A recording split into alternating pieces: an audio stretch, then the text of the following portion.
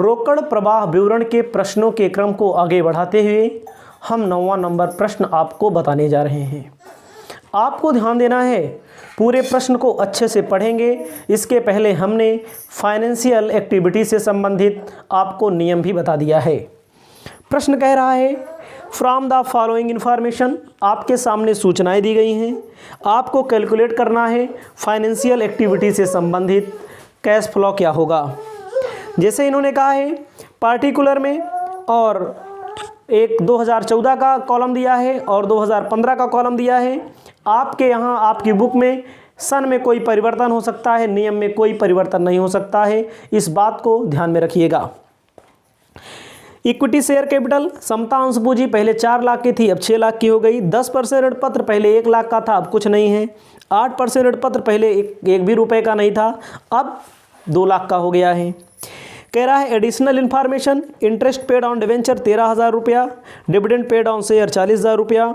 During the year 2014 bonus अंश issue किया गया है 4:1 बाई कैपिटलाइजिंग रिजर्व्स, मतलब 4 अंशों के बदले 1 अंश बोनस अंश निर्मित किया गया है।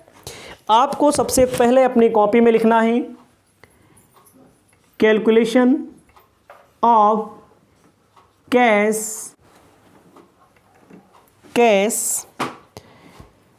फ्लो फ्रॉम कौन सी एक्टिविटी, फाइनेंशियल एक्टिविटी, फाइनेंशियल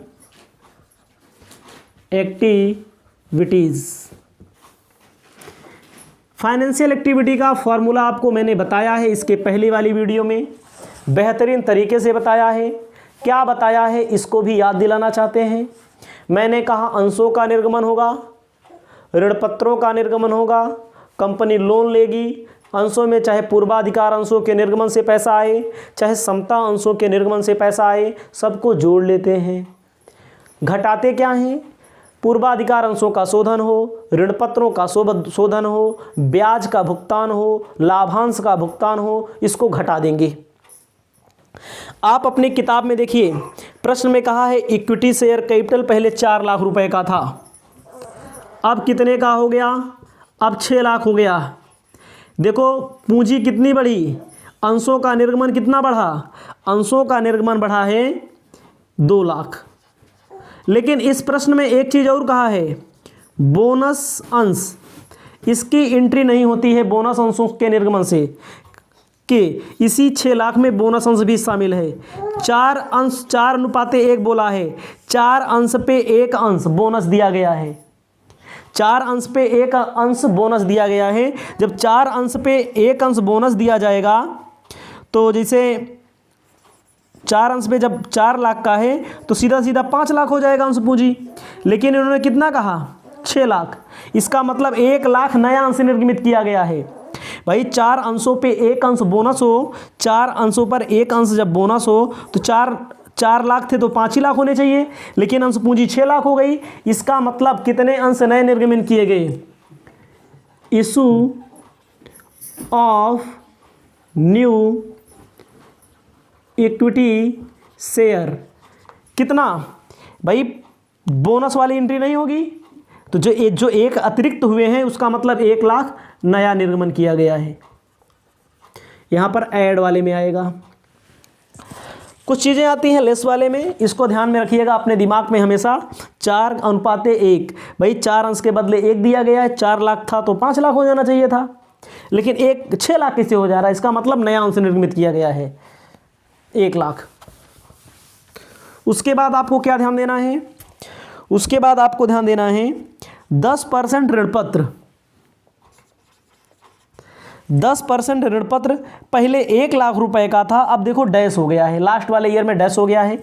इसका मतलब redemption of 10% debenture, redemption of 10% debenture कितना हो गया, 1 लाख रुपया हो गया।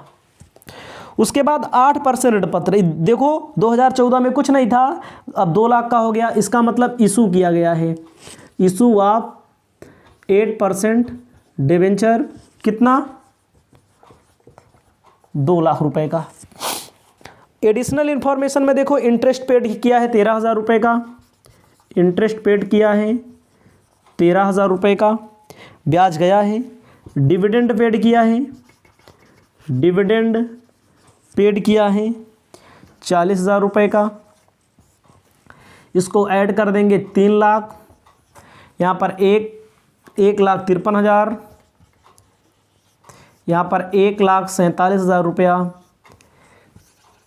Cash inflow from financial activities. Financial activities से आपका आंसर 1,47,000 रुपया आ रहा है। आप इसे अपनी कॉपी में लिख लें, याद रखें जितना मैंने बताया है, इस टॉपिक को याद रखिएगा। अभी बहुत सारे क्वेश्चन आपको मैं बताऊंगा, बहुत सारे क्वेश्चन हैं हमारे पास जो लॉन्ग में बहुत क्वेश्चन हैं, डिफ़िकल्ट टाइप क्वेश्चन है सब, अभी आसान वाले क्वेश्चन चल रहे हैं।